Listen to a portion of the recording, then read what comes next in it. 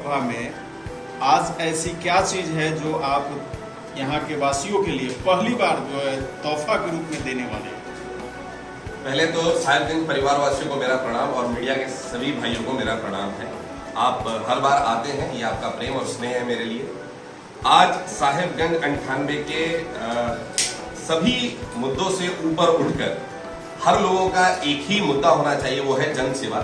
तो आज आप सबके बीच में मैं साहिबगंज 98 में एक टोल फ्री नंबर लॉन्च कर रहा हूं, जहां साहिबगंज के सारे लोग शिक्षा से लेकर स्वास्थ्य, रोजगार, हर चीज के लिए डायरेक्ट हमारी टीम से संपर्क कर पाएंगे।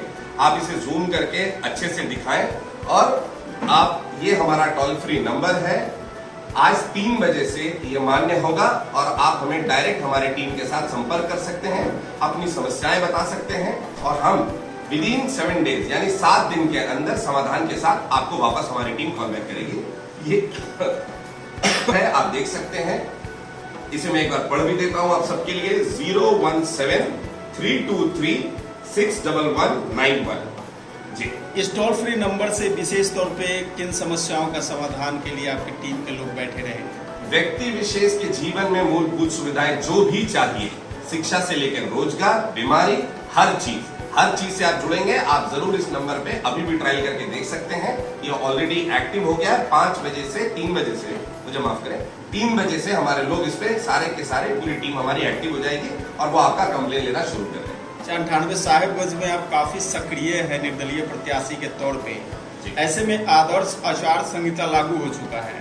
अभी तक पार्टी खुल करके अपने कैंडिडेट का चयन नहीं कर पा रही है, सीटों का अभी तक बंटवारा नहीं हुआ पाया, जो कि हास्यास्पद है। और कल से परसों से नॉमिनेशन भी शुरू होने वाला है। इसको आप किस तरह से देख रहे हैं? इसे कहते हैं रेस में घोड़ों का दौड़ना और गधों का दौड़ना। मैंने आपको शुरू में बोला था, मैं बैसाखी के सहारे चलने वालों में से नहीं हूं। मैं स्वतंत्र हूं और खुश हूं। बस अब जनता को समझना होगा, जनता को जागना होगा कि उनका मार्गदर्शन सही मायने में कौन कर सकता है।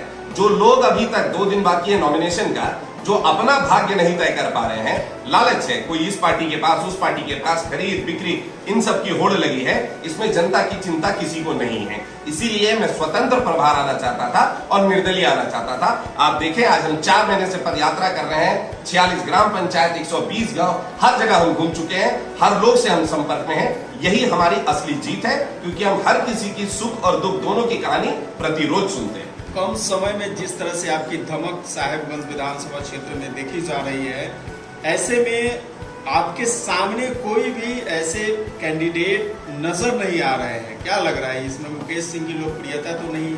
चंदन भाई, मुकेश सिंह सिर्फ एक नाम है।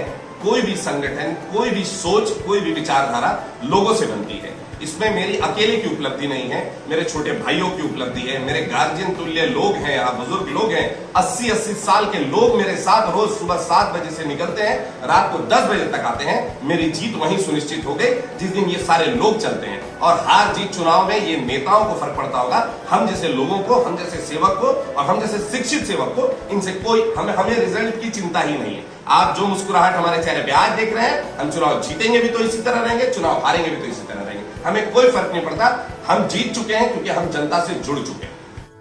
चाहे सत्ता पक्ष के नेता हो या विपक्ष के हो, चाहे आपके 98 साहिबगंज के वर्तमान में जो विधायक हैं, पर्यटन मंत्री, तो जो घटनाएं जो आए दिन देखी जा रही है, लड़ाई झगड़ा मारपीट, इसको आप किस तरह से देख रहे हैं? देखिए, मैं अपना वक्त नहीं बर्बाद करना चाहता इन सब मुद्दों पे। आपको सीधा बताता हूँ, युवा पीढ़ी, बुजुर्ग लोग, सारे के सारे लोग समझदार हो गए हैं। आज के डेट में जब चुनाव में 2 दिन बचे हैं, तो लोग शिलान्यास कर रहे हैं, कुछ लोग उद्घाटन कर रहे हैं और कुछ लोग मारपीट कर रहे हैं। इससे सिर्फ और सिर्फ एक जातीय समीकरण बनाया जा रहा है कि यादव ने इनको मारा, इन्होंने इनको मारा। लोग समझदार हो गए। ये कुछ नहीं, एक पॉलिटिकल स्टंट है। इसके अलावा मैं इसे और कुछ नहीं देखता और मैं अपना वक्त भी इन सब चीजों में नहीं देना चाहता। कोई चैलेंज तो नहीं आ रहा आपके बीच, इस तरह से जो निर्बाध आप घूम रहे क्षेत्र में? निर्बाध घूमने का कारण है, देखिए, कभी मैंने जीवन में किसी के बारे में कोई टिप्पणी नहीं की।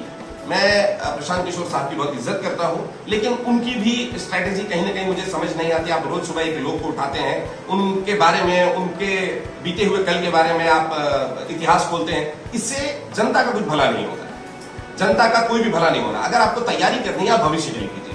मेरे बच्चों के लिए भविष्य की उनकी लड़ाई कैसी होगी, हम उनका भविष्य कैसे सुनहरा बनाएंगे, हमें इस पे ध्यान देना चाहिए। बीता हुआ कल हम लेके क्या करेंगे।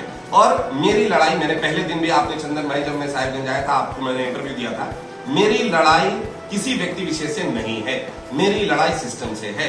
मैं अपने लोगों तक मूलभूत सुविधा, शिक्षा, रोजगार, स्वास्थ्य, आपसे वादा करता हूं मैं पद पे रहूं या पद पे नहीं रहूं, मैं बहुत बड़े तरीके से सिस्टम में बदलाव लाऊंगा और इनके जीवन को बेहतर बनाऊंगा। और बात उसकी घोषणा मैंने सोची थी नॉमिनेशन के बाद करूंगा, लेकिन आप लोग आए हैं कुछ मीडिया साथी, आपको बता देता हूं कुछ दिनों में यहाँ विदेश से कुछ निवेशक आने वाले हैं, जिस दिन बहुत बड़ा प्रेस कॉन्फ्रेंस होगा। एक कोरियन और अरबिक कंपनी के कोलैबोरेशन में पटना बेतिया रोड में हम 1000 बेड का अस्पताल बनाने जा रहे हैं उनके मदद से, जिससे पूरे के पूरे साहिबगंज में उससे मॉडर्न इंफ्रास्ट्रक्चर आपने नहीं देखा होगा। आप मेरे फेसबुक और इंस्टाग्राम में हम बहुत जल्दी लॉन्च करेंगे।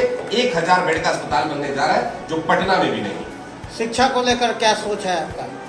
शिक्षा हमारे यहाँ है ही नहीं, सोच क्या, हर चीज में सोच है। कहां है बिहार में शिक्षा?